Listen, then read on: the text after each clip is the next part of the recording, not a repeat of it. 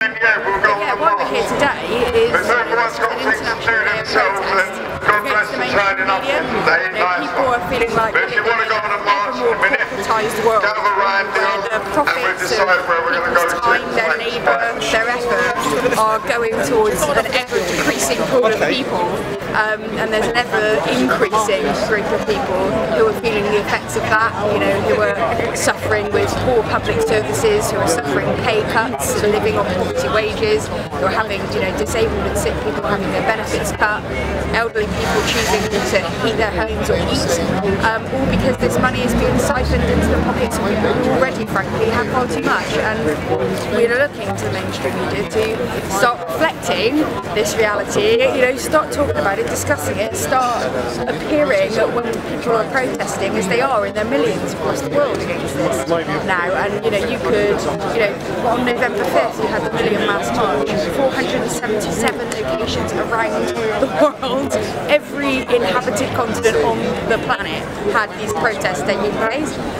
You could have watched the BBC News at 10 that night and not really happening. There was not one image, there was not one reference. I think I watched it and it came on and it was on for about 10 seconds because there's a nuisance and a couple of hundred people and they just retired. I mean, it's absolutely outrageous, and people say, well, why aren't you at Sky News? Why aren't you search? And it's because I understand Sky News is a commercial entity. It's supposed to, I understand it. I expect Sky to be biased because I know who pays Sky's wages. Well, we pay the BBC's wages. We pay for this corporation to exist and to educate, inform, and entertain the population, and they're failing in at least 2 of those right now. So we're here to call time on that, say we demand better from our public broadcasters. We need them now more than we have ever needed them. We are facing crises across the scale right now. We're facing humanitarian crises, we're facing an economic crisis, and we're facing an ecological crisis and a political crisis. This is urgent.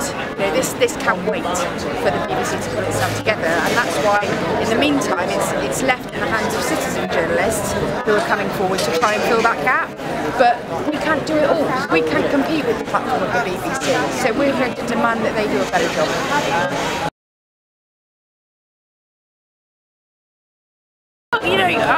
Often you put that case to the BBC and they say, well, we're here to cover the news, not make it. That's an outright lie.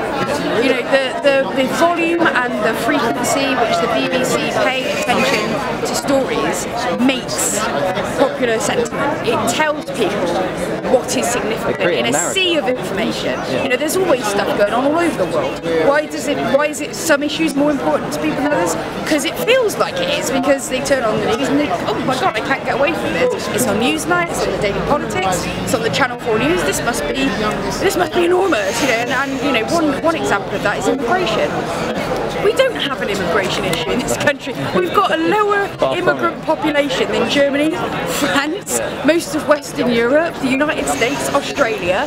These people are less likely to claim benefits by a degree of 10% than the existing population. They're not even eligible for most of the benefits that we pay. There is no immigrant, this issue doesn't even exist. So the reason people think it does is because if you get 10 EDL folks outside a pub calling for closed borders, all the cameras are there and the politicians can't move. Every show they go on, you've got the interviewer asking them, what are you going to do? What are you going to do about immigration? What are you going to do about the immigration problem?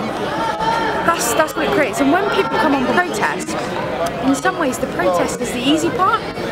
The point of the protest is that media, other people come and they say, oh, there's an issue, and then that conversation is what we're aiming for as protesters. We're trying to create a conversation about an issue.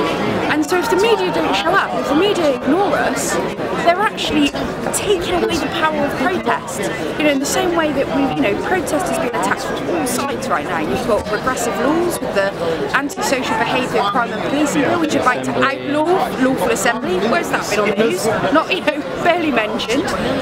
You've got the increasingly militarised police force, so not only have you got the law working against you, but you've got a police force which is more and more looking like an army, which comes out if anyone dares to protest, puts you in a kettle, arrests you, you end up in court. It's happened to me twice, I didn't even have a placard, just for standing outside Parliament.